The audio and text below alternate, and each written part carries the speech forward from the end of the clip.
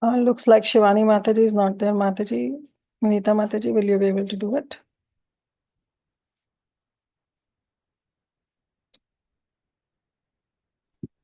Hare Krishna. Yes, Preeti Vilasini. Yeah. Yashomati Mataji, can you do the introduction if you are free? Sure, Mataji. Thank you, Mataji.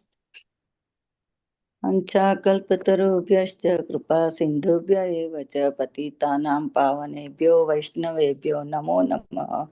अनंत कोटि वैष्णव वृंद की जय। नामाचार्य श्री हरिदास ठाकुर की जय। प्रेम से कहो श्री कृष्ण चैतन्य प्रभु नित्यानंद श्री अद्वैत गदाधर श्री वासादि गौर भक्त वृंद की जय। श्रील प्रभुपाद की जय। श्री गुरु महाराज की जय। All glories to the assembled devotees. Please accept my humble obeisances. This is Yashamati Priya Devi Dasi from Chicago. Once again, welcoming all of you to the mid-morning japa session. I thank all of you for attending this session and giving your beautiful time and association. Please forgive me for interrupting your ecstatic chanting. Let us move to our next part of the session, which is Sri Chaitanya Bhagavat. But before we start our session, may I know who all have joined the call this morning? Hare Krishna Mataji, Danvat Pranam. So glories to Srila Prabhupada, Guru Maharajas and all the assembled Vaishnavas. This is Kirti Dasanji Dasi, and thank you Mataji for all your services and thank you so much for this wonderful recitation. Thank you, Mataji, for giving me opportunity. Hare Krishna, Kirti Dasanji Devi Dasi Mataji, Danvat Pranam. All glories to Srila Prabhupada, all glories to Sri Guru Maharaj, all glories to Sri Guru and Sri Gauranga. Thank you very much, Mataji, for joining every single day and giving your beautiful association. Hare Krishna, and all glories to your services, Mataji.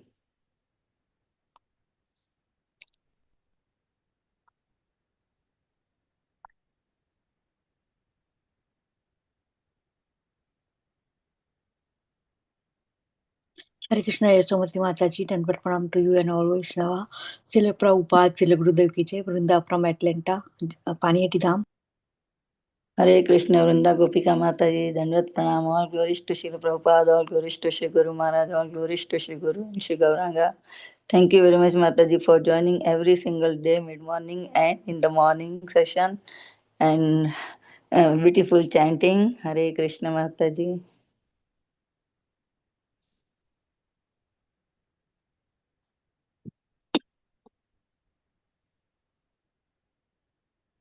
Hare Krishna.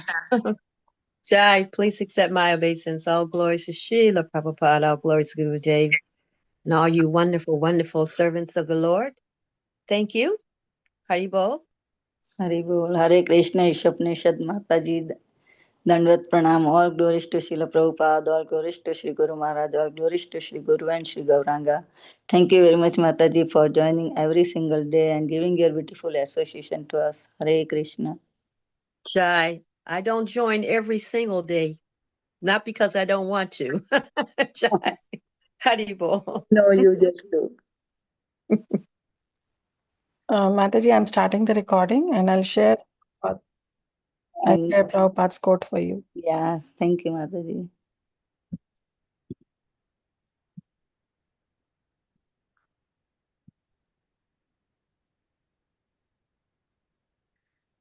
So, welcome to Bhakti Sangha Japa Group. Before we start today's session, I would like to read Srila Prabhupada's quote for 9th April. I can only suggest, and wherever possible, that can be applied, but I do not force anyone. After all, you are working hard to please Krishna only out of love for me. So there can be no question of force if love is there. We should not ever try to force anyone or reduce our society to an impersonal business exchange. This will kill everything. Our only purpose in every endeavor is simply to make advancement in spiritual life or in pleasing Krishna. Letter to Bhaktadas, April 9, 1972. Jagat Guru Srila Prabhupada ki jai.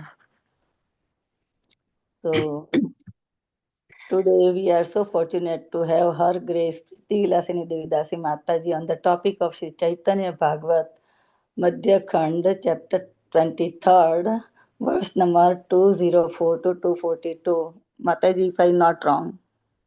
Yes. Yes, Mataji. Yeah. Thank you very much, Mataji. Dandavat Pranam. All glories to Srila Prabhupada. All glories to Sri Guru Maharaj. Thank you very much, Mataji, for giving your very valuable time and association to us this morning and enlightening us on this topic of Sri Chaitanya Bhagavat and story of our Lord, dear Lord. I now hand over call to you, Mataji. Hare Krishna. Hare Krishna. Thank you all so much for being there today with us. And we are continuing our study of Sri Chaitanya Bhagavata. And we will be reading from Madhya Khanda today, chapter 23. So before we get started, we'll offer prayers to Lord Chaitanya Mahaprabhu, Nityananda Prabhu, our entire Guru Parampara. आजानुलम्बितभुजौ कनकावदातौ सङ्कीर्तनैकपितरौ कमलायदाक्षौ विश्वम्भरौ द्विजवरौ युगधर्मपालौ वन्दे जगत्प्रियकरौ करुणावतारौ जयति जयति देवा कृष्णचैतन्यचन्द्रो जयति जयति कीर्तिस्तस्य नित्या पवित्रा जयति जयति भृत्यास्तस्य विश्वेश्वमूर्तेर्जयति जयति नृत्यं तस्य सर्वप्रियाणाम् ॐ अज्ञानतिमिरान्धस्य ज्ञानाञ्जनाशलाकया चक्षुरुन्मीलितं येन तस्मै श्रीगुरवे नमः मुखं करोति वाचालं पङ्गुं लङ्घयते गिरिं यत्कृपातमहं वन्दे श्रीगुरुं दीनतारिणं परमानन्दमाधवं कृष्णचैतन्यमीश्वरम् नमा ॐ विष्णुपादाय कृष्णप्रेष्ठाय भूतले श्रीमते भक्तिवेदान्त स्वामिनिति नामिने नमस्ते सारस्वते देवे गौरवाणी प्रचारिणे निर्विशेषशून्यवादी पाश्चात्यदेशतारिणे जय श्रीकृष्णचैतन्या प्रभुनित्यानन्दा श्री अद्वैत गदाधार श्रीवासादि गौरभक्तवृन्दा हरे कृष्णा कृष्ण कृष्ण हरे हरे हरे राम राम राम हरे हरे जय जय श्री चैतन्य जय नित्यानंद जय द्वैत चंद्र जय गौर भक्त वृंदा जय जय श्री चैतन्य जय नित्यानंद जय द्वैत चंद्र जय गौर भक्त वृंदा जय जय श्री चैतन्य जय नित्यानंद जय द्वैत चंद्र जय गौर भक्त वृंदा Continuing from Sri Chaitanya Bhagavat, chapter 23, verse 204 onwards. So the context of this class is that earlier in the previous sessions, we saw how Sri Chaitanya Mahaprabhu started the very first Nagar Sankirtan procession and all the devotees joined him. And why did he start that? He just wanted to prove to Chand Kazi that Chand Kazi cannot take the devotees or Harinam for granted. So he wanted to create a huge Nagar Sankirtan festival where everybody joined him with torches in hand, and they all made a huge procession chanting the holy names of the Lord, and they made their way to Chand Kazi's house. So that is the context. Okay. So already in the previous class, we saw how this huge procession began, how many people joined, and we saw it was Koti Laksha. So many number of people who joined the procession in Navadvip, and they all held torches. They were continuously chanting the holy names, and our Sriman Mahaprabhu was in ecstasy as he was chanting the holy names. He was manifesting beautiful symptoms of ecstasy, and many of the Navadvip Vasis were witness to this. This was their long cherished desire. They wanted to see the Lord dance in ecstasy, and they got this opportunity today. Everybody's desire was fulfilled. So they began the dancing. At that time, Tabe Hari Dasa Krishna Rasi Rasagara Ajanaya Chaliya Nritya Kariya Sundara. Next, Haridas, an ocean of happiness in Krishna consciousness. He's Tabe Haridas Krishna Rasera Sagar. So he's always floating in this ocean of Krishna consciousness, in Krishna Rasa. So he's floating like that. That Haridas Thakur, he danced beautifully as he proceeded along by the Lord's order. The Lord gave him an order to be a leader so that people could follow him in the dancing. And here, Haridas Thakur, he danced very, very beautifully. Agnyaya Chaliya Nritya Kariya Sundar. So very beautifully, beautiful Nritya, Sundara Nritya he was doing, and he was dancing and leading a group of people. Tabi Nritya Kariya Chalila Srinivasa Krishna Sukhe Paripurna Yahara Vilasa. Then came Srinivas. This Srinivas is none other than Srivas Pandit. So Srivas Pandit was also full of happiness in Krishna consciousness. Krishna Sukhe Paripurna. He had Paripurna Krishna Sukha. He was extremely happy and he also danced in the procession. In this way, the devotees danced in front of the procession. They were each surrounded by a group of singers. Ye mata bhakta ghana aghe nachiyaya sabare vediya eka sampradaya gaya. Each of them had a sampradaya. That means they had a bunch of followers. A group of singers who were actually dancing and chanting with them. Sakala Paschate Prabhu Gauranga Sundara Yayena Koriya Nritya Ati Manohara. So Gaurachandar was Ati Manohar. He was so enchanting. Mahaprabhu's dance is so enchanting. If he just dances on the streets, imagine what an enchanting what enchanting beauty he used to behold for all the people. Lord Gaurasundar danced most enchantingly and he followed behind everybody. Madhukanta Haila Sarva Haila Ena Sarva Bhakta Ghana Kabu Nahi Gaye Seho Haila Gayana. All the devotees began singing very, very sweetly. Madhukanta. So with the nectar in their tongue and their throat, they were singing. Those who never sang before also engaged in singing. So this is the power of Harinam Sankirtan. Even those who are not used to singing, those who have never engaged in singing in the past, those who don't like to sing, those who have reservations about singing, everybody somehow gets very attracted to Sankirtan, especially when the Supreme Lord is there. Do you even have to ask? Automatically, everybody started singing. So when Harinam Sankirtan is going on in the temples, also initially, many of us, even me also, we are very silent, we hardly sing.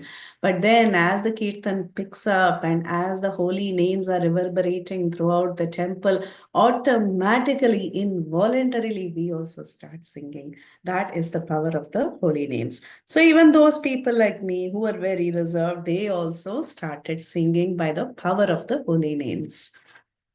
Murari Mukunda Datta Ramayi Govinda Vakreshwara Vasudeva Adi Bhakta Vrinda.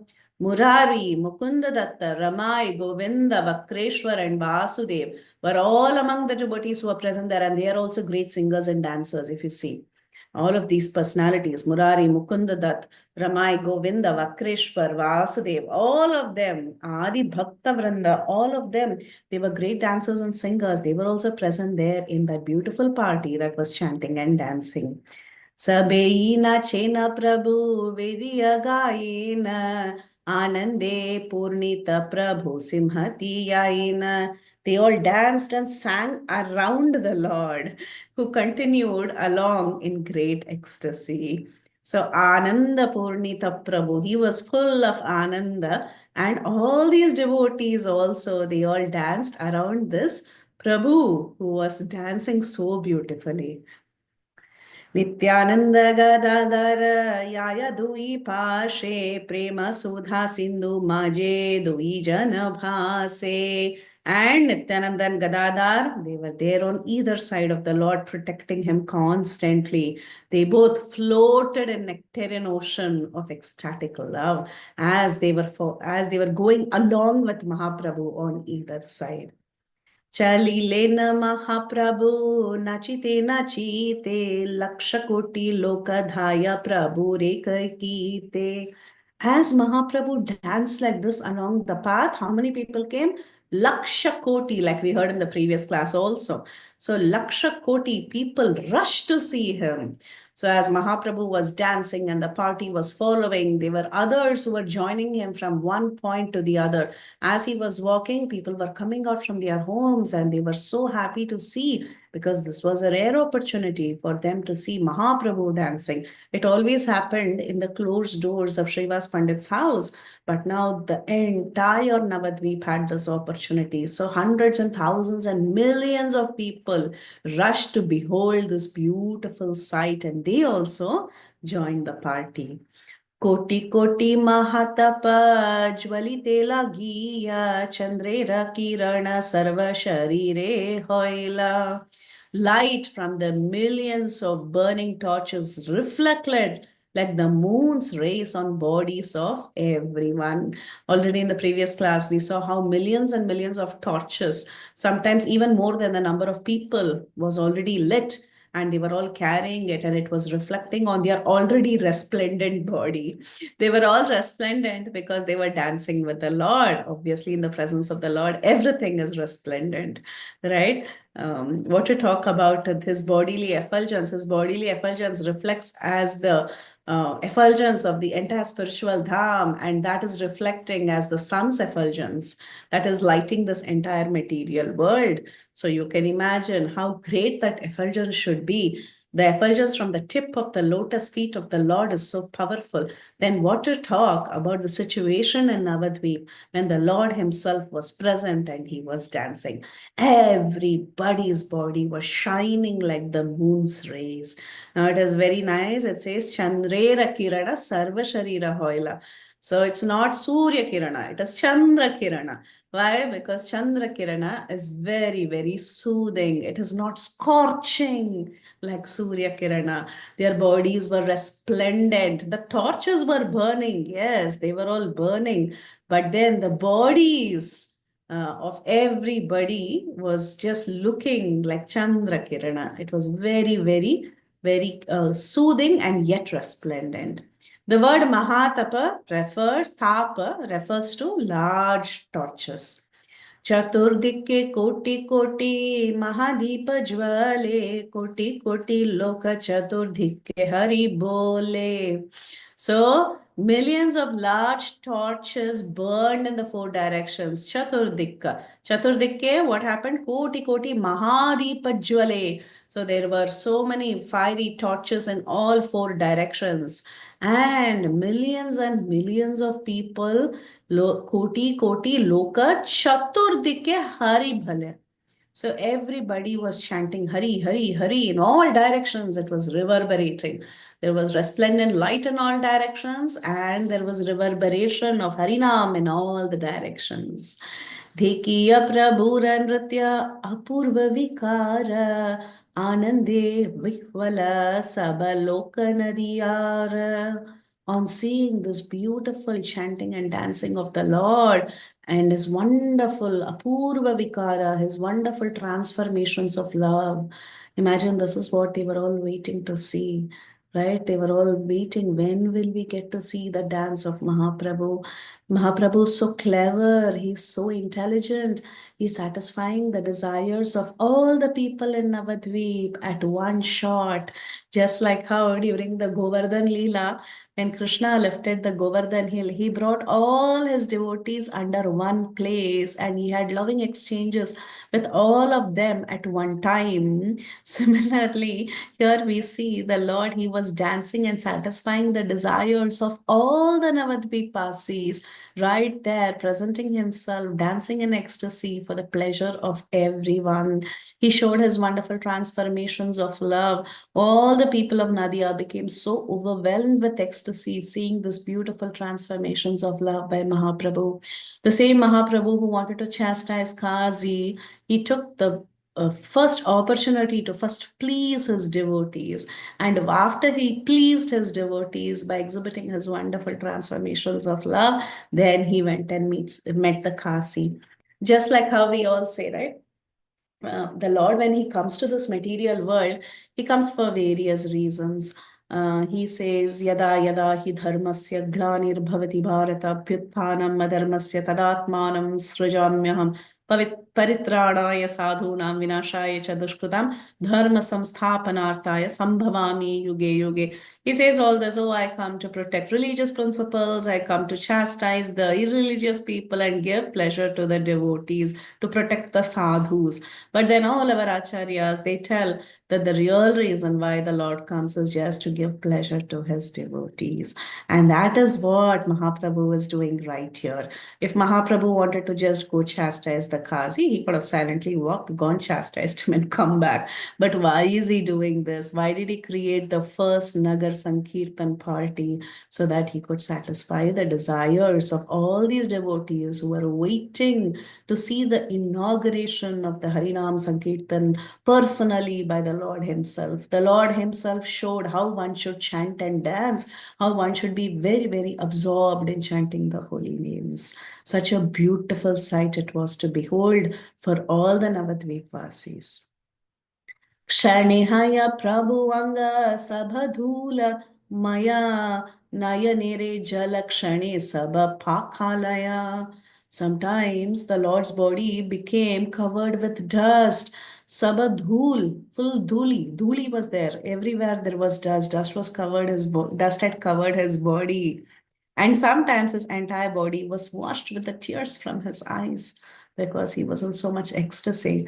When Krishna finishes, we call it Gocharan Leela, right? He goes and he takes the cows for grazing, cows and calves, and then he comes back. His body is filled with dust, and all the gopis are waiting to catch a glimpse of Krishna because he's so beautiful. Similarly, we see again Bhishma Stuti also. Bhishma says, in that war field, when Krishna was the Sarathi of Partha, his body was covered with dust that was raised from the hoofs of the horses, and it was such a beautiful sight to behold.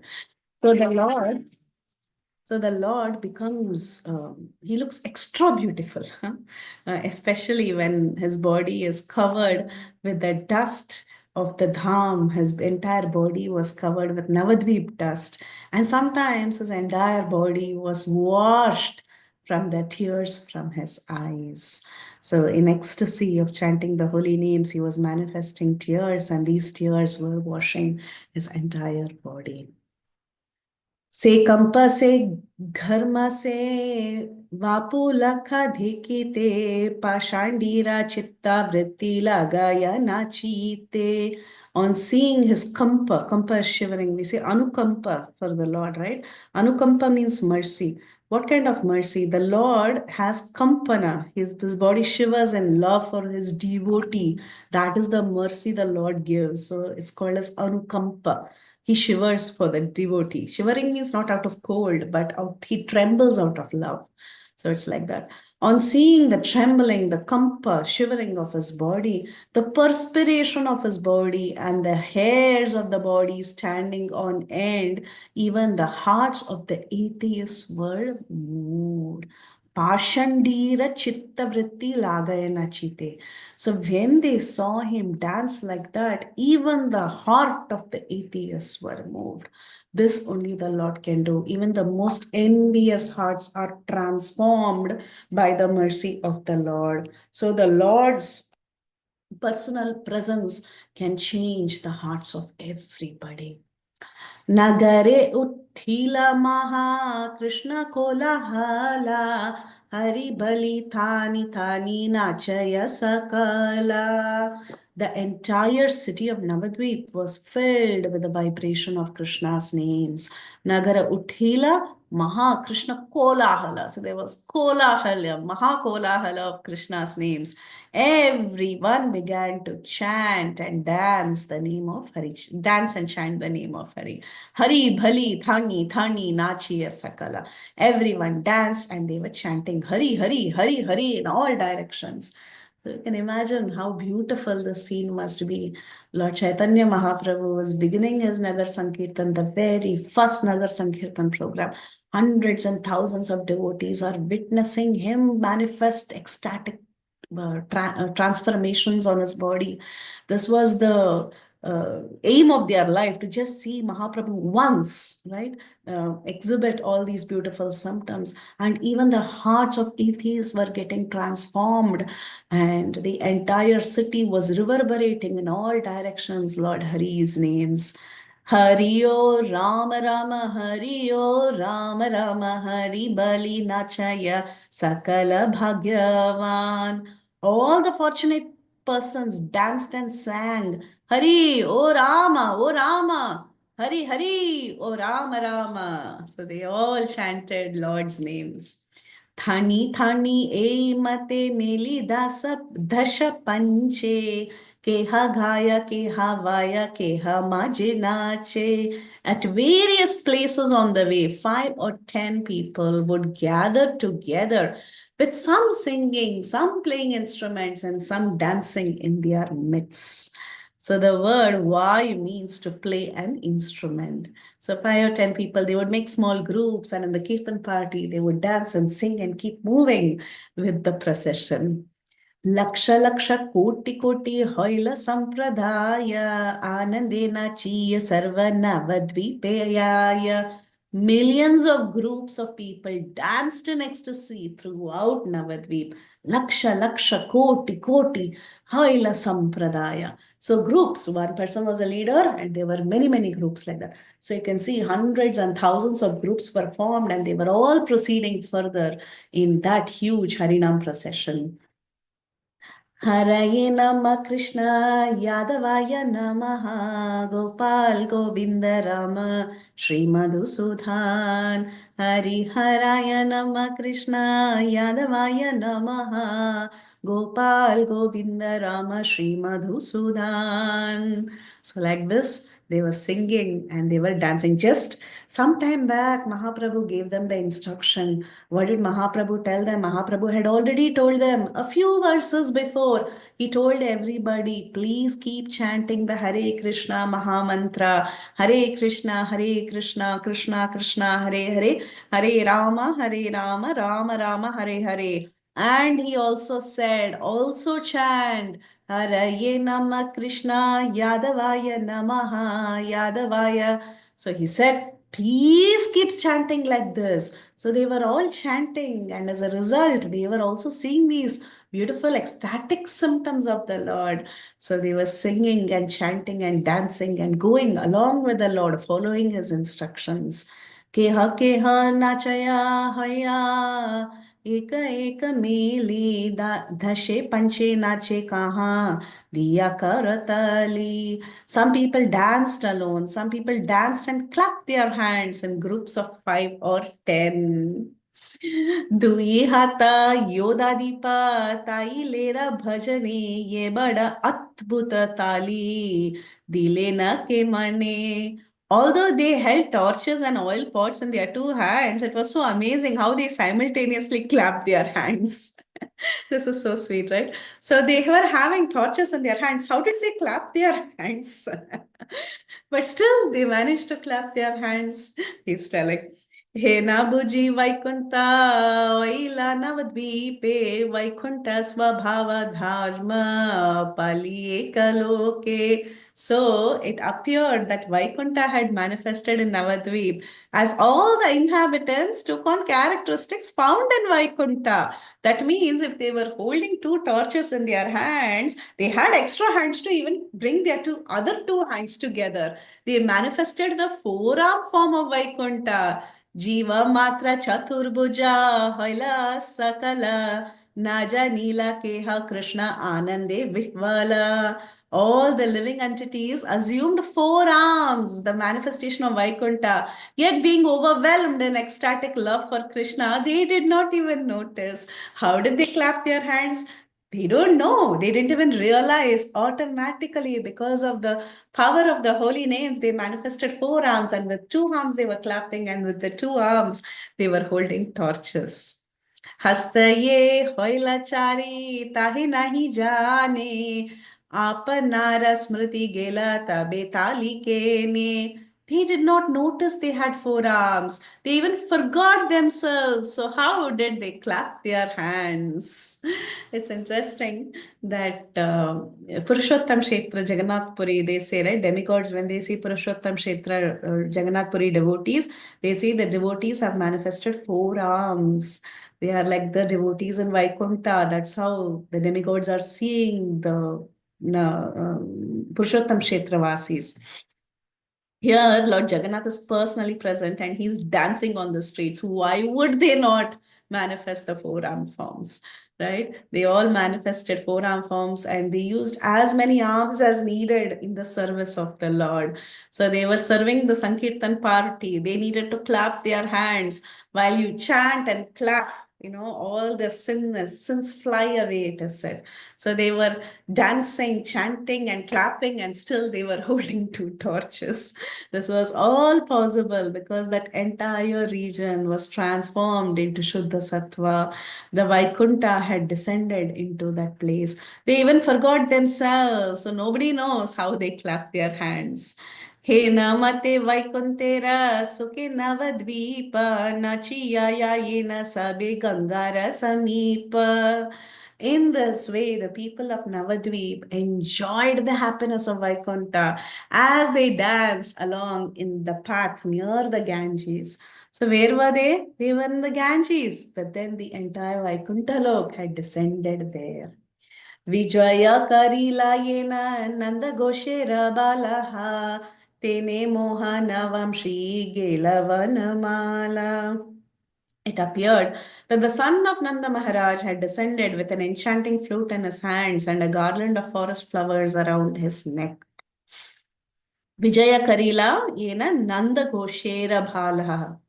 That means it appeared that this Nanda's son, he had appeared there in his Mohana Vamshi form, in an enchanting of threefold bending form, holding the flute, garlanded by Vanamala. So it appeared that Krishna himself had appeared. Of course it is Krishna himself. It is none other than Sri Chaitanya Mahaprabhu.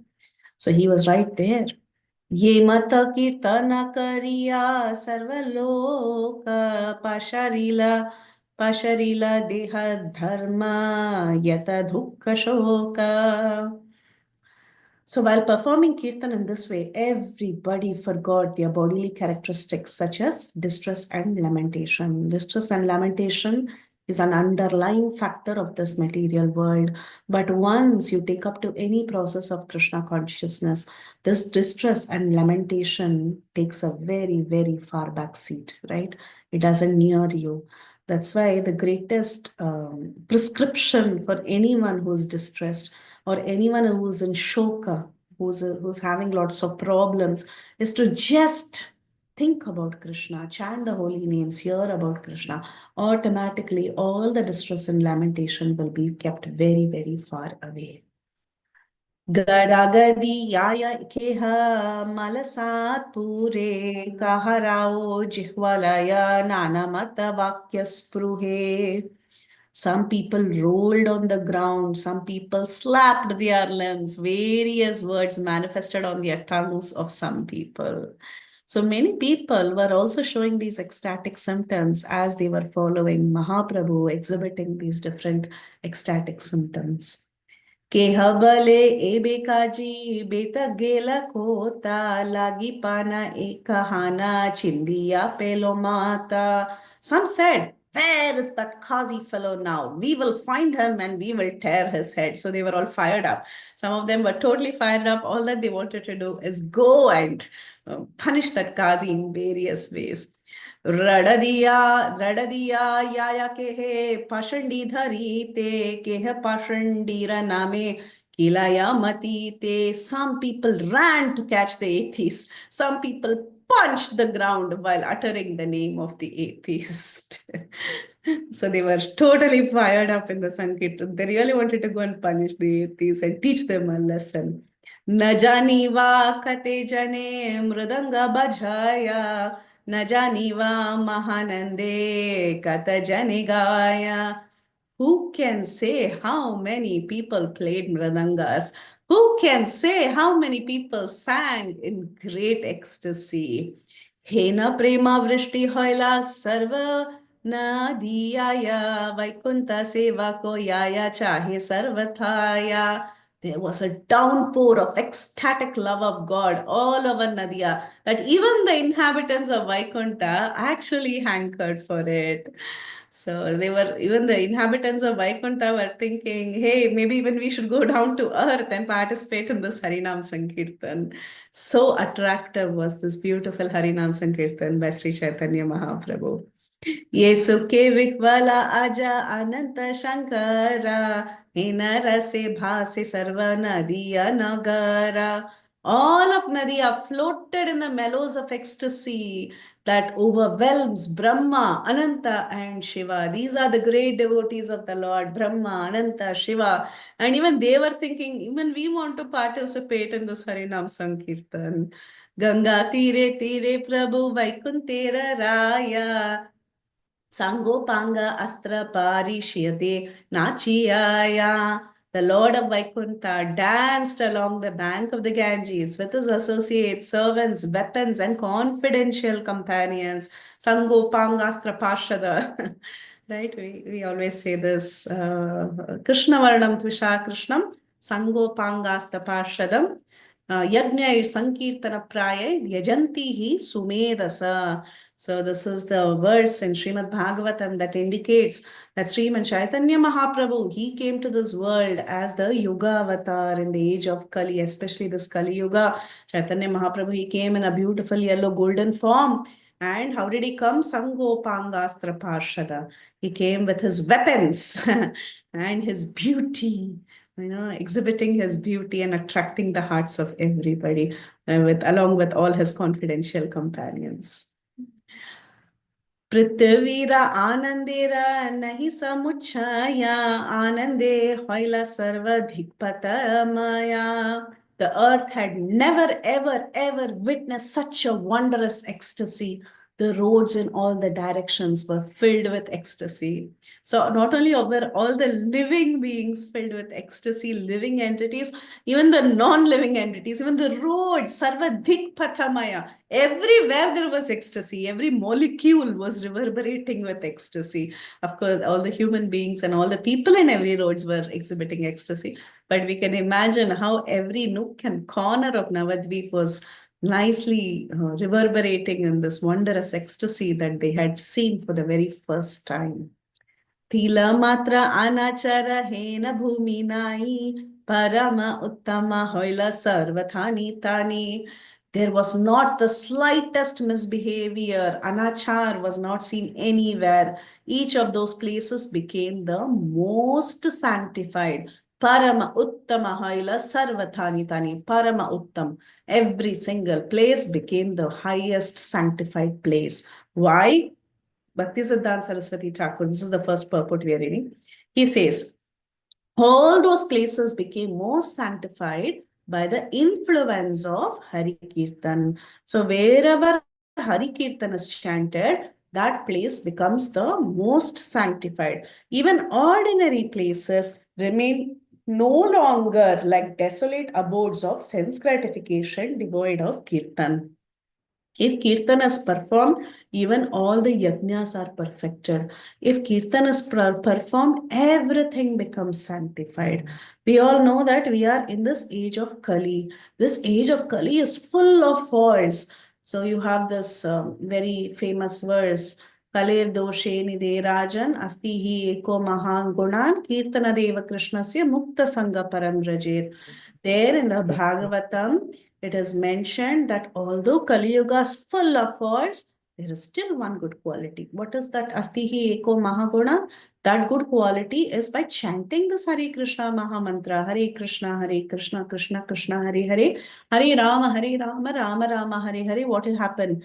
We will become free from bondage and we will be promoted to Mukta Sangha Parambrajet. We will even be promoted to the spiritual kingdom. So immediately there is freedom from bondage. Everything becomes very nicely sanctified. Again, it said, Kali Kali Nama Rupa Krishna Avatar, Nama Haite Haya Sarva Jagat Nistar. That means in this age of Kali, there is the holy name of the Lord, this Mahamantra chanting. And just by chanting these holy names, what happens? You get the opportunity to directly associate with Krishna. And anyone who's directly associating with Krishna is immediately delivered. There could be so many problems in this world, right? There could be hundreds and thousands of problems in this world. And especially in this age of Kali, we are all continuously tormented. Apanna samsmritham goran, yannam avyavashogranan, tata satyo vimuchyeta, yad bheti swayam bhayam. So there are so many living entities. And we are all in this complicated entanglement of this material world of birth and death. But then, tataha sadyo vimuchyeta, even unconsciously or unknowingly, if you chant, or just by chance, you just chant one name of the Lord, then what happens? Immediately, even fear personified runs away from that place. Okay. So everything becomes automatically auspicious. And of course, you all know this very famous verse, Nama Chintamani Krishna's Caitanya Rasa Vigraha, Purna Shuddho Nitya Mukto Abhinatvam Nama Namina. That means Purna Shuddha Nitya Mukta. This holy name of Krishna, it is Nama Chintamani. That means it's always blissful. And it gives all benedictions. Why? Because it is non-different from Krishna, Chaitanya Rasa Vigraha. It is completely pure, just like Sri Chaitanya, just like Krishna. Okay. And it is not affected by any material condition because it is not different from Krishna himself. So these Krishna's names, they are not contaminated by any sort of material qualities. And there is no question of Maya being there in the presence of Krishna's names. And Krishna's name is always Purna Shuddha, completely pure and spiritual. Nitya Mukta, it is always liberating because Krishna and his name are the same. They are identical. That is the power of Krishna Nam. What to talk about, here we said in this beautiful verse from Srimad Bhagavatam, we were telling even accidentally if someone chants, it gives a great benefit, right? So even Namabhasa haite hai samsarera shaya. That means even if you chant Namabhas, one can eradicate all the reactions of sinful life. And one can get rid of the samsara just by Namabhas. You don't even have to chant Shuddhanam to do that. Just with Namabhas. Haridas Thakur says this in Chaitanya Charitamrita. But if you do really good chanting, then what happens? Krishna Adi Arayata Sthavara Jangame Krishna Preme Mattakare Krishna Sankirtane. So the holy name of Krishna is so attractive that if anyone chants it, including all living entities, Sthavara Jangama, whether it is moving or non-moving, and even Lord Krishna himself, they all become imbued with the love of Krishna. This is so beautiful, right? The holy names of Krishna can even make Krishna become imbued with love. That's what is happening in the case of Sri Chaitanya Mahaprabhu. This is the effect of chanting the Hare Krishna Maha Mantra. Even Chaitanya Mahaprabhu was exhibiting symptoms of ecstasy. Then what to talk of all of the others? So that is the power of the holy names of the Lord. Nachiyayena Prabhu Gauranga Sundara Vidya Gayena Chaturdhikya Anuchara. As Lord Gaura Sundar danced along, his followers on all sides of him also sang. And these are the last two verses for today. तुया चरण मने मन लघु रे शार्ंग धरा तुया चरणे मन लघु रे Chaitanya Chandreraye Adi Sankirtana Bhaktagana Gayanache Sri Shachi Nandana. The translation is, let my mind be fixed on your lotus feet, O carrier of the bow, O Sharngadhanva, Sharngadhara. Okay? So let my mind be fixed at your lotus feet, O carrier of the bow. Let my mind be fixed at your lotus feet. As the devotees chanted in Lord Chaitanya's first Sankirtan procession, Sri Shachinandan danced. The face Sharangadhara means the carrier of the bow.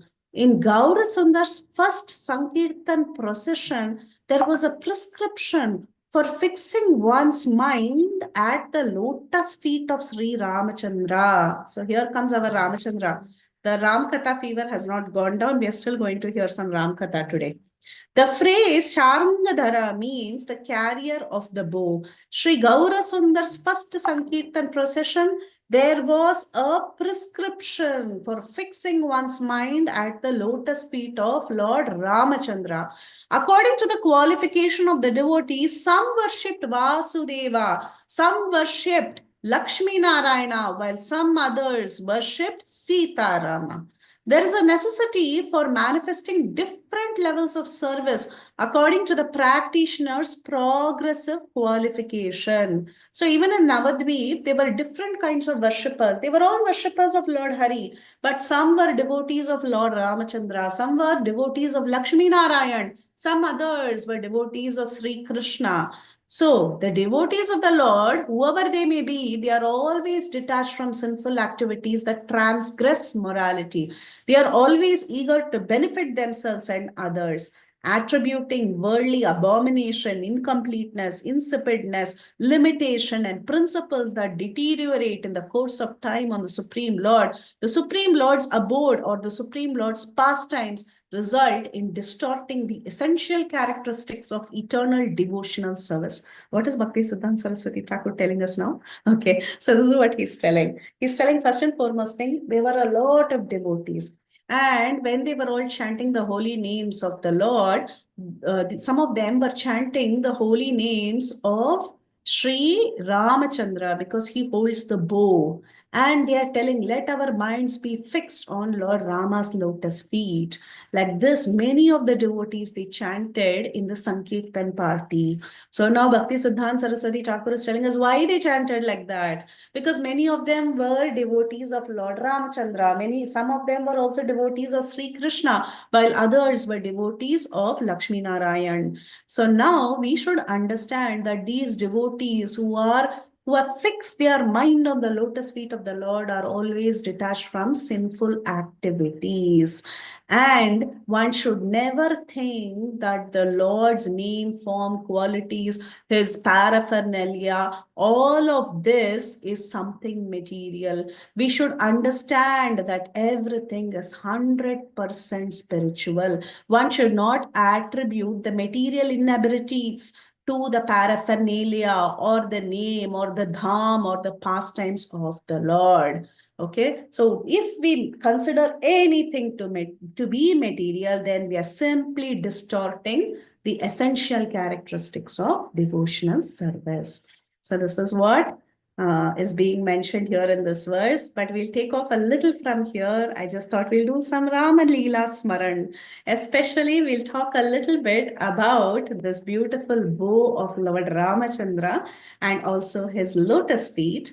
And once you think about the lotus feet of Lord Ram, automatically you also think about the Padukas of Lord Ram. So we'll take 10-15 minutes and discuss a little bit about the Lord's bow and his lotus feet. So Lord Ramachandra, in the Valmiki Ramayana, there is a very beautiful description of how Lord Ram, he gets his Vishnu Dhanush, the Sarang Dhanush. And here, of course, we understand from Mahabharata and other places, not only from Mahabharata, generally, we understand that the Lord, in whichever incarnation he may be there, his eternal paraphernalia or his eternal weapons, they are always actually eternal, they are with him. But then at some point in time, during the incarnation, they acquire that weapon. Now, this vichar was made about how we understand Lord Krishna also had some weapons. He never used any weapons in Vrindavan. But then, how did Lord Krishna acquire the Sharanga bow? There is a nice description in Mahabharata that says that he acquires it after killing of Narakasura. We've read this in Bhagavatam also. After killing Narakasur and releasing those 16,000 princesses and marrying them, at that time, there is also another episode where Krishna goes and acquires, not, sorry, forgive me. Yeah, I should be right. Yeah, okay. Narakasur. During the Narakasur episode, he also acquires Aditi's earrings, if you remember. He gives it back to Aditi. So at that time, there is the Sharanga bow also that is kept there for his procurement, and the Lord takes the Sharanga bow at that time. So that is one episode that is mentioned in Mahabharata as to how Krishna gets his bow. Krishna also gets his transcendental weapons at different times. Like we know how he gets the Sudarshana Chakra when Agni presents it to him during Khandava Dahana. It's not that it came only at that time. These weapons are always eternal with the Lord. Okay. But during past times, at some point, he acquires them. Or even the Panchajanya, after he kills the demon Panchajana, that Panch demon, he gets the Panchajanya. So like that, he gets all his weapons one by one. So same thing in Lord Rama's Leela, we'll see how he got the Vishnu Dhanush, the Sharanga Dhanush. So what happened was, after the wedding party was over, after Sita and Ram were married, how did they get married? They got married because Lord Ramachandra, he lifted the Shiva Dhanush, not the Vishnu Dhanush.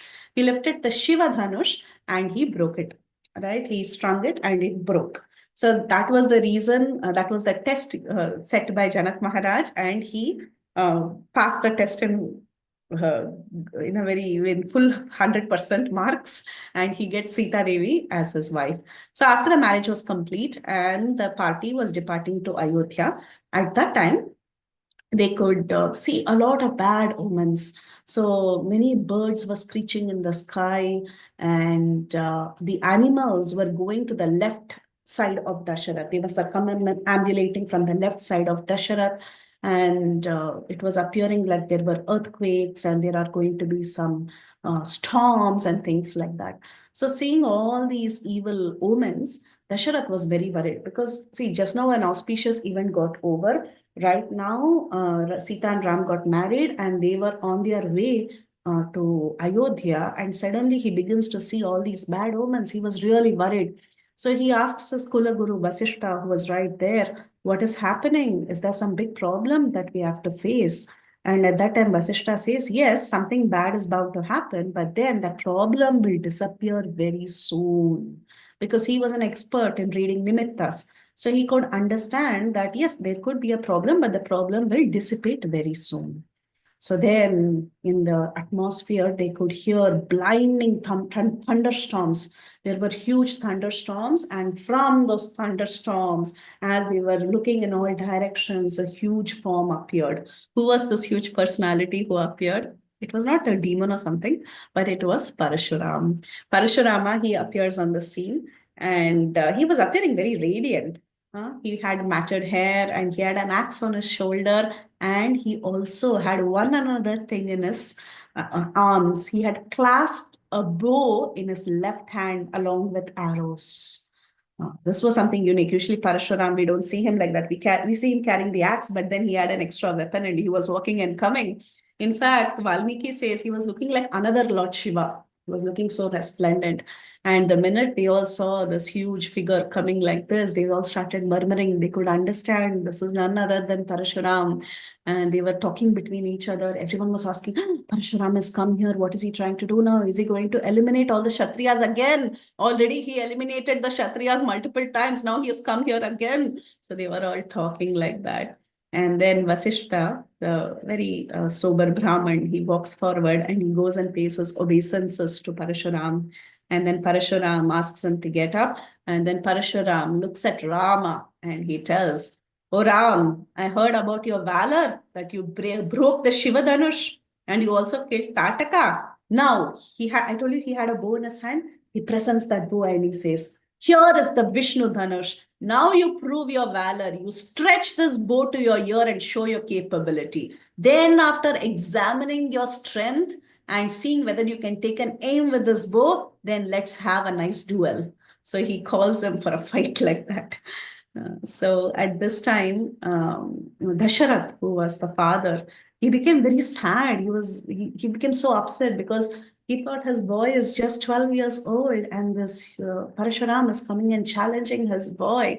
And he goes and he catches the feet of Parashuram and he says, please leave my son. He's just 12 years old. He doesn't know all this. He's just a boy, childish boy. By chance, he picked that bow and that bow broke. He didn't want to offend you in any way. Yeah. He says, see, you're a great Brahmin. You come from the lineage of the Bhargavas. You are enriched in the study of the Vedas. You have you have great principles. Huh? So why are you still carrying weapons and you're still wielding weapons like this? So he goes and he speaks to Parashuram like this. And then Parashuram, he begins to tell the story of a fight between Shiva Dhanush and Vishnu Dhanush. So he said, once upon a time, there was something conspired by the demigods. The demigods, they wanted to see the duel, I mean, the fight between the Shiva Dhanush and the Vishnu Dhanush. Okay, they wanted to see which is more powerful. So, conspired by the demigods, a fight was arranged between Vishnu Dhanush and Shiva Dhanush. So, the fight was going on for a while, but then with just one humkara, like you just say, hum, with one Vishnu's humkara, the Shiva Dhanush, it had a crack in the middle. So that was the power of Vishnu's humkara. And another commentator says that actually Vishnu, by his power, he made the Shiva Dhanush motionless, just by his power and presence with that humkara. So like that, this is called as the breaking of the Shiva's bow. There is a big story that the demigods conspired to see the fight between the Shiva Dhanush and the Vishnu Dhanush, and the Shiva Dhanush cracked in the middle, just with a humkara of Lord Vishnu. So Parshuram tells the story and he says, this is the same. See, Shiva Dhanush, okay, there was a crack. This boy went and he broke it, fine. But then here is the Vishnu Dhanush. This Vishnu Dhanush was given to our family. Somehow it came in the possession of our family. Richika Muni, he gave it to Jamadagni, and from Jamadagni, my father, it came to me. So he tells the story of how the Shiva Dhanush was, the Vishnu Dhanush was acquired. How did the Shiva Dhanush go to Janaka? Because what happened was the same bow, the Shiva Dhanush, was used in Daksha's sacrifice. From there, it goes to Devarata, who was one of the kings in the Janaka's dynasty. From there, it went to Janak Maharaj. Now, this Vishnu Dhanush had somehow or the other come in the possession of Parashuram. And after Parashuram's father Jamdagni died, then Parashuram went around killing the Kshatriyas multiple times and he went to Mahendragiri. So now Parashuram is telling, I heard that the Shiva Dhanush is broken. So I came here to challenge this boy who had the capability to break the Shiva Dhanush. Now I'm presenting this Vishnu Dhanush. Ask Ram to lift this bow and even take an aim. But then Dasharath is very scared. He surrenders. He says, no, don't do that. He's a tiny boy. Don't do all this to him. But then Parashuram was not willing to listen. He looked at Ram and he challenged him. Okay, Ram, now it's your turn. You better pick up this Dhanush and see if you can take an aim. But then Ram very, very easily, he lifts the bow and he even stretches the bow to his ears and he takes an aim. And everybody is stunned, including Parashuram. And then Ramachandra asks Parashuram, what should I do? Now I have taken an aim. It cannot go waste. So where should I shoot this arrow? That is when Parashuram says, okay, shoot it towards my merit. All the merits that I have gathered so far with all the austerities that I have performed, you shoot it towards all the merits and I will retire back to Mahendragiri. And he says one very beautiful sentence. He says, Akshayam Madhuhantaram Janami Tvam Sureshwaram. Just by the way you're holding this bow, and taking an aim, the style with which you're holding it, I can understand that Janami Tvam Sureshwaram. I can understand you are none other than Sureshwara. Who's Sureshwara? Vishnu himself. So he says, I understand you are Vishnu himself. Only Vishnu can hold the bow in such a way and handle the Vishnu Dhanush like this. And then, of course, Lord Ramachandra, because the arrow cannot go waste, he shoots it upward. It hits the merits of Parshuram, and Parshuram retires to Mahendragiri. Now, this bow, what happened to the bow? Did it remain with Ram? Answer is no. Valmiki says, after this episode was over, the Vishnu Dhanush disappeared from Ram's eyes and it went into the sky and it went to the possession of Varuna Dev. Varuna Dev kept that bow. Why? Why should Varuna Dev keep the bow? It's Vishnu Dhanush, right? Ramchandra can only keep the bow. No, the answer is because it was not yet time for Ramachandra to start wielding the bow. So Varuna Dev keeps custody of that bow till Ram is ready. So now what happens? Ram, he goes back to Ayodhya, and there in Ayodhya, he spends 12 more years. So when he's 24 years old, at that time, Mother Kaikeyi tells him to go to Vanvas. So that time, along with Sita and Lakshman, he goes to the forest. Now, when he goes to the forest, of course, there is some time in Chitrakoot and all that. And when he enters the Dandakaranya forest, at that time, many rishis and munis, they were all doing all sorts of austerities in the Dandakaranya forest. And at that time, the great sages, they come and surrender unto him and they ask for the Lord's protection. They say, Tatatvam Sharanyartam cha Sharanyam Samupastita Paripalaya Naharama Vadhyamanan Nishacharai. They say, we come and we surrender unto you. You are Sarvaloka Sharanya. You are the protector of everybody. So you please protect us against the Rakshasas. You safeguard us. You give us all protection. So like that, they go and surrender. The sages, all these sages, when they see Ramachandra, they go and tell, you are the only protector. We seek your protection. When they all go tell like that, Lord Ramachandra, he tells them, this is not at all nice. You're speaking to me like this. You should not be speaking to me like this. You should give me orders. As sages, you should command me. You should not come and say, oh, we seek your protection. You should command me. I am a Kshatriya and I'm at your service. Okay, you are great sages performing these austerities and pleasing the Lord. In fact, I came to this forest not for my personal purpose, not just because Mother Kaikeyi sent me. I knowingly came to the forest just to come and give protection to all of you. So this is my duty. You should not beg. You should not be begging me, give us protection. Rather, you should order me, give me protection. So Ramchandra says that is the real reason why I even came to the forest. And he says, I want to eliminate all these demons and protect all the sages. And he gives a promise to all the sages. So after giving promise to all the sages, he goes to Sutikshna's ashram. He stays for a while in Sutikshna ashram, then he goes to many ashrams, then he comes back to Sutikshna ashram, and then one day he tells sage Sutikshna that he wants to meet Agastya. Okay, meanwhile, what happens? Sita, she wants to test him because it's been a while since he gave the promise. And Ramchandra has not killed a single demon. So Sita, she wanted to test his promise and see if he's really strong with his promise. So very casually one day she said, I think you should keep your bow away. Unnecessarily, why are you carrying it? There'll be a temptation to fight and all that. It is better you keep it away. So at that time, Lord Ramachandra, he says a very beautiful sentence. He says, Apiyaham jivitam jahyam tvam vasite sa lakshmanam natu pratiknyam samshrutya brahmanebhyo viseshata. He says, I will even forfeit my life. I will even give up my life. I will even let go Lakshman. I will even let go you, Sita. But I will not forget my promise. That too the promises I make to the Brahmanas. I have promised the sages. I will never let go of my promise. I can never go back. I will never put down this bow. I will ensure that all the demons are annihilated and the sages are protected. So now he has to do that, right? So then one day, what happens? He asks Sutikshna that he wants to meet this Agastya Muni. And Sutikshna tells him how to go to Agastya's ashram. Okay, so with great difficulty, they find out the way to Agastya ashram and they go to Agastya ashram. At the entrance of Agastya ashram, Lakshman, he's sent as a messenger to inform that Ramachandra has come. So Lakshman, he first enters the hermitage and he sees one of the followers of Agastya, one of the disciples of Agastya, and he gives the information and asks permission if they can enter.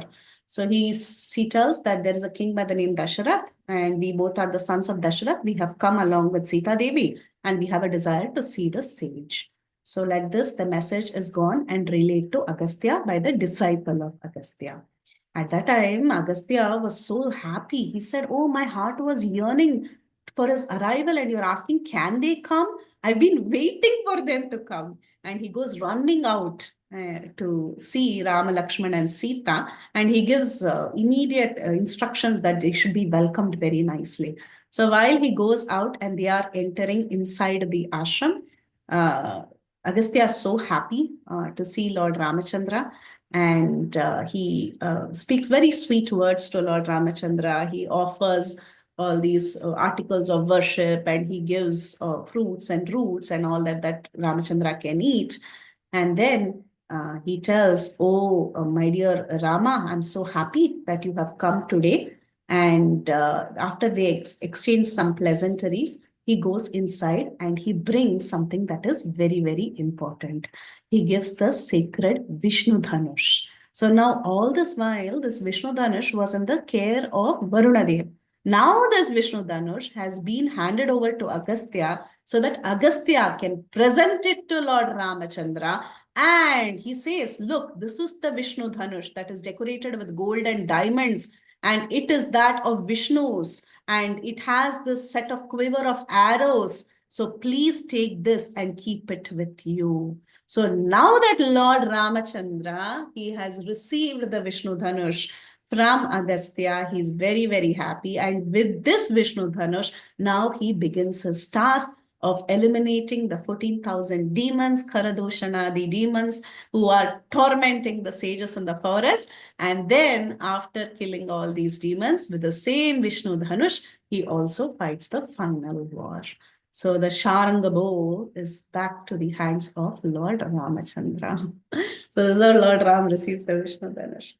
So anyway, but the prescription is, yeah, it's not about Sharanga Dhanush, meditate on the Dhanush, rather it is meditate on the lotus feet of the Lord. One should meditate on the lotus feet of Lord Sri Ramachandra. Yes, lotus feet of Lord Ramachandra is such a beautiful verse, you know, in Srimad Bhagavatam 9, 11, 19, there is a very beautiful verse from Srimad Bhagavatam itself, how Lord Ramachandra would walk in the forests of Dandakaranya and his lotus feet was pricked by thorns. And it was so tender, but he was awarding protection to everybody. If his lotus feet is so glorious, then what to talk about the padukas that are protecting his lotus feet? When Bharata came and asked for the padukas, it is mentioned that Lord Ramachandra, he stepped on the padukas and he got down. Like as if he wanted to take, like when you put a phone on charge, the phone gets charged, right? So like that, this Ramachandra, he just stepped on his own padukas for 2 seconds and then he gets down. Valmiki says, why? And the poet comes and says, oh, maybe he's trying to get charged up with the power of his padukas because the padukas are more powerful than his lotus feet. And when padukas are installed as the queen, actually she's a queen, she's a paduka, Strilinga, right? Not a king. She was the queen of Ayodhya. And see, Ayodhya had many rulers. Ayodhya was ruled by Dasharath, Ayodhya was ruled by Ramachandra, and Ayodhya was also ruled by Paduka. But who had the perfect rule? It was Paduka Devi. She gave the perfect rule. There was not a single complaint in her rule. In the rule of Dasharath, Kaikeyi sent Ramachandra to the forest. There was a problem. In the rule of Lord Ramachandra, some random person made comments on Sita, and Sita had to go to the forest. But then in the rule of Paduka Devi, there was absolutely no problem. Everything was perfect. So, in fact, Paduka was, she became the ruler. See, Ramachandra had made many people rulers. He did the coronation, he was the cause of the coronation of the Padukas. He was the cause of the coronation of Sugriva. He was the cause of the coronation of Vibhishan. But Paduka gets the first chance to become coronated as the queen. That also shows that Paduka is greater than all these devotees like Sugriva and Vibhishan and others. She has a very, very special position. She was always favored by the Lord. So, like that, there are so many beautiful verses on the glories of the Padukas that, in fact, if Ram is the supporter of this entire universe, this Paduka Devi is the supporter of Lord Ram himself. So, if we are going to get shelter at the lotus feet of Lord Ramachandra, that Lord Ramachandra itself is taking shelter through the Padukas. So, that is the glory of the Padukas of Lord Ramachandra. So the lotus feet, the Nama, Rupa, Guna, Leela, they are all non-different, right? Here in this purport, Bhakti Siddhanta Saraswati also is telling, a devotee sees everything as absolute, whether the name, the lotus feet, or even the Padukas, they are all non-different from the Lord. And one should chant the holy names of the Lord with their minds fixed on the lotus feet of the Lord. Any form of the Lord, they cherish the most. So like that, all of them, they were chanting the holy names, fixing their minds on the lotus feet. Some of them, that of Lord Ram, some of them were fixing their minds on Krishna, some of them on Lakshmi Narayan, and they were chanting and dancing and going in the procession. So we'll continue the procession tomorrow. Okay? Hare Krishna. Hare Krishna, Mataji. Thank you so much for such a beautiful this entire pastime of Kirtan. Really, it was so nice. I just have one question that, and I, of course, always glorify the way you took us through Ram Leela and described about the Vishnu Dhanush and Shiva Dhanush. So, one question, Mataji, that how come Vrindavan Das Thakur is now saying that Tua Charane Mana Lagaun Re, Saranga Dhara Tua Charane Mana Lagaun Re, means in the last words that how come he is remembering the Lord holding a bow? Because Chaitanya Mahaprabhu never showed his form as holding a bow, except one time when he showed his Shadbhuja form. But otherwise, how come Vrindavan Das Thakur is bringing this context that let my mind be fixed on the lotus feet of that Supreme Lord who is the carrier of the bow? I'm under the understanding as Lord Gaurasundar danced along, his followers on all sides sang. The followers in Navadvip, they were all different kinds of devotees. Some of them were fixing their minds on Lord Ramachandra. That's what the purport says. Some of them were fixing their minds on Lakshmi Narayan. Some of them were fixing their minds on Krishna also, Vasudeva also. Mataji, I'm just getting like 3 calls already. I have to take this call. I'm so sorry for everybody. I'll just mute for a minute. This is Yeah, important. sure. Go ahead, Mataji, please. Hello? Hi. Yeah.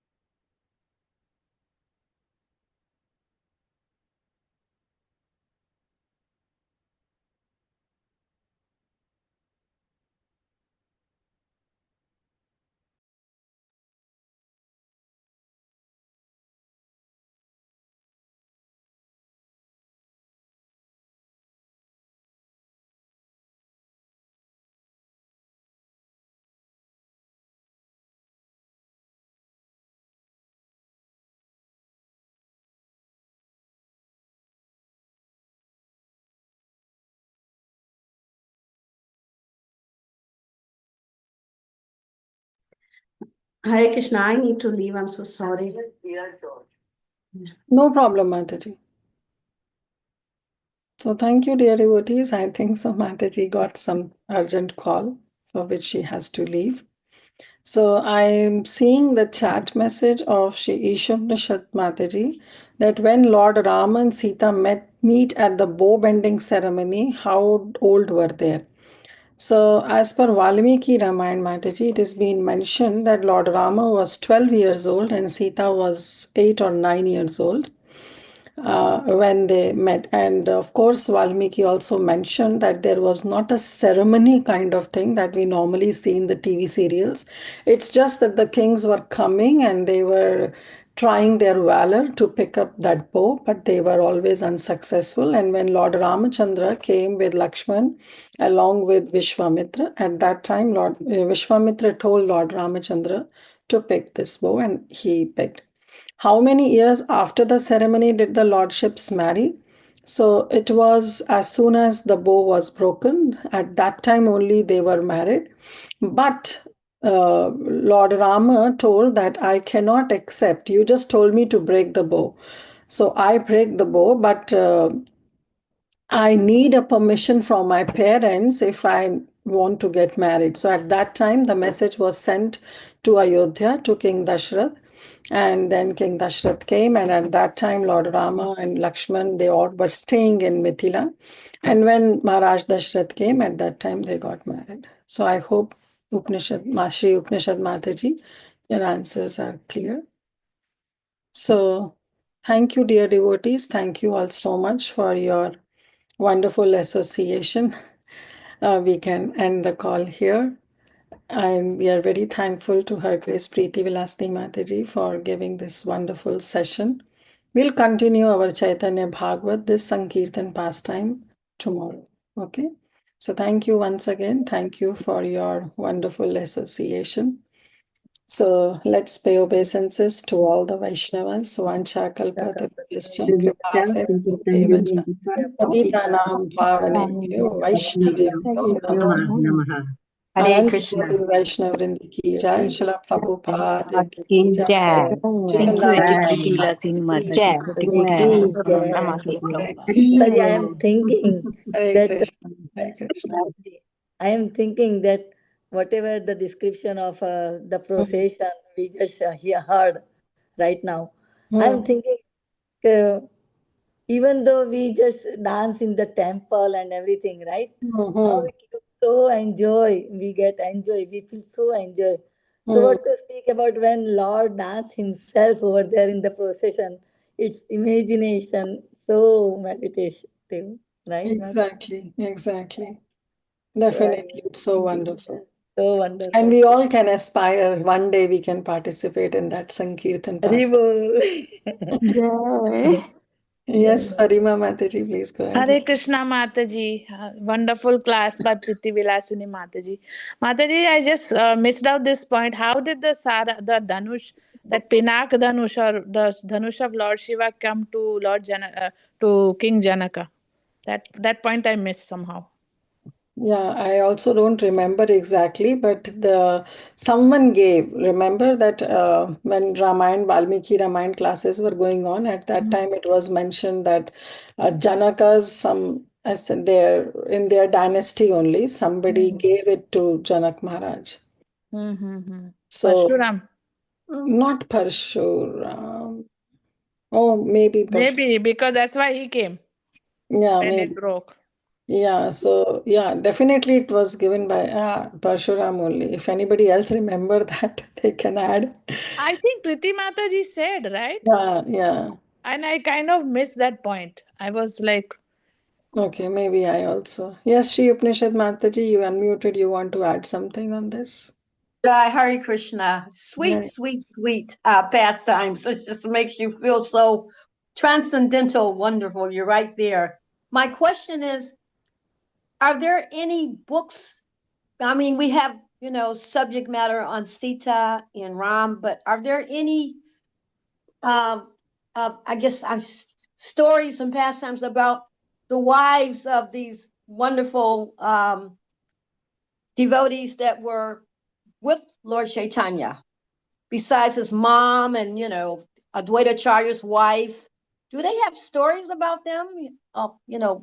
Not much, Mataji, not explicitly describing their characteristics or their qualities or their nature.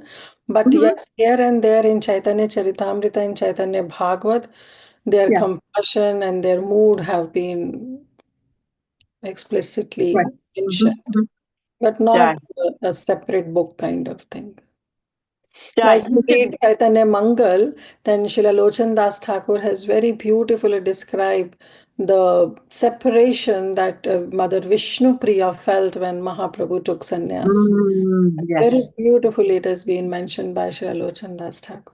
So here and there in this Chaitanya Charitras, it's mentioned.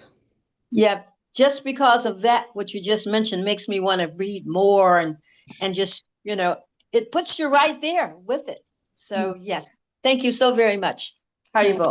Thank you. And sorry, Parima Mataji, your question was cut. I thought Mataji wants to add something to it. But yeah. No problem, Mataji. I understand. Maybe I'll hear the recording again. Yeah, maybe recording, or you can always get in touch with Preethi Mataji. She can always. Okay, Mataji. Thank you so much. Thank you. Hare Krishna. Hare Krishna. Okay, dear devotees, so we'll end. Vanchakalpatarubhyascha kripa sindhu bhayevacha patitanam bhavanebhyo vaishnavebhyo Namo Namo Namo. Namo. Ananta Koti Vaishnav Vrinda ki jai. Shila Prabhupada. Jai. Mataji ki Jai. jai. Jai. Hare Krishna, Hare Krishna. Thank you so much, Dandavat Pranam devotees. Okay, dear devotees, I'm ending the call.